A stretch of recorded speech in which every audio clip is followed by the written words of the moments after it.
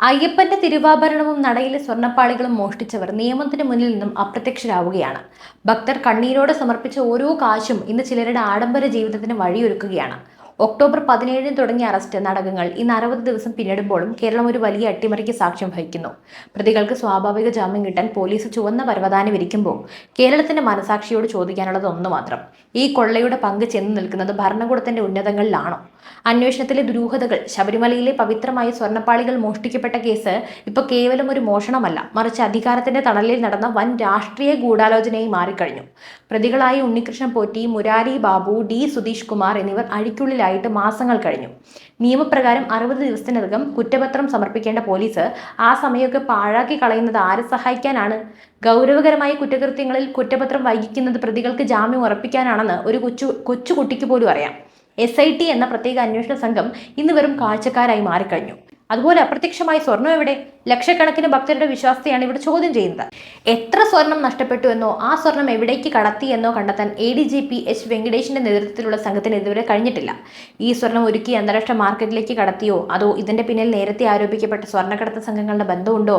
മുൻ ദേവസ്വം പ്രസിഡന്റുമാരായ N വാസു, പത്മകുമാർ എന്നിവരിലേക്ക് അന്വേഷണം നീളാത്തത് എന്തുകൊണ്ടാണ്? ഭരണകക്ഷിയിലെ വമ്പന്മാരുടെ ഫോൺ കോളുകൾ ഈ പ്രതികളിലേക്ക് എത്തിയിട്ടുണ്ടെന്ന് ഞെട്ടിക്കുന്ന വിവരങ്ങളാണ് ഇപ്പോൾ പുറത്തു വരുന്നത്.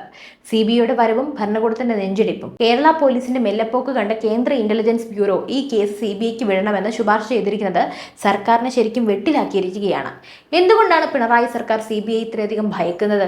സത്യം പുറത്തു വന്ന അത് മുഖ്യമന്ത്രിയുടെ ഓഫീസിലേക്ക് നീളുമോ എന്നതാണ് രാഷ്ട്രീയ കേരളം ഉറ്റുനോക്കുന്നത്. ഹൈക്കോടതി അനുവദിച്ച സമയം തീരാൻ 2 ആഴ്ച മാത്രം ബാക്കി നിൽക്കെ കോടതിയുടെ ഇടപെടൽ മാത്രമാണ് ഇനി ഭക്തരുടെ ഏക പ്രതീക്ഷ. രാഷ്ട്രീയ അശ്ലീലതയും വഞ്ചനയും. ശബരിമലയിൽ നിന്നും മോഷ്ടിച്ച സ്വർണത്തിന്റെ പിൻബലത്തിൽ ചിലർ നിയമസഭയിലേക്ക് മത്സരിക്കാൻ ഒരുങ്ങുന്നു എന്ന വാർത്തകളും ജനാധിപത്യത്തിന് തന്നെ നാണക്കേടാണ്. അഴിമതിയും കൊള്ളയും ഒരു യോഗ്യതയായി കാണുന്ന രാഷ്ട്രീയ ശൈലി കേരളത്തിൽ വളരുകയാണ്. പാവപ്പെട്ട ഭക്തന്റെ വിയർപ്പിന്റെ വിലയറിയാത്തവർ അയ്യപ്പന്റെ സ്വത്ത് കവർന്നവർക്ക് സംരക്ഷണം ഒരുക്കുമ്പോൾ അവർ തോൽപ്പിക്കുന്നത് നീതിപീഠത്തെ മാത്രമല്ല, കോടിക്കണക്കിന് മനുഷ്യരുടെ വിശ്വാസത്തെ കൂടിയാണ്. അധികാരത്തിന്റെ ഹുങ്കിൽ സത്യത്തെ കുഴിച്ചു മൂടാമെന്ന് ആരും കരുതേണ്ട. കേരളത്തിലെ ജനങ്ങളെല്ലാം കാണുന്നുണ്ട്. സ്വർണ്ണക്കടത്തൊരു ശീലമാക്കിയ ഭരണകൂടത്തിന് ശബരിമലയെ മണ്ണ് മാപ്പ് നൽകില്ല. ഈ കേസ് അട്ടിമറിക്കാൻ ശ്രമിക്കുന്ന ഓരോ ഉദ്യോഗസ്ഥനും ഓരോ രാഷ്ട്രീയ നേതാവും ജനകീയ കോടതിയിൽ വിചാരണ ചെയ്യപ്പെടും. സഖാക്കളെ, അയ്യപ്പന്റെ സ്വത്ത് മോഷ്ടിച്ച കാശുകൊണ്ട് നിങ്ങൾ കെട്ടിപ്പൊക്കുന്ന കോട്ടകൾ ഒരു നാൾ തകർന്നു വീഴും.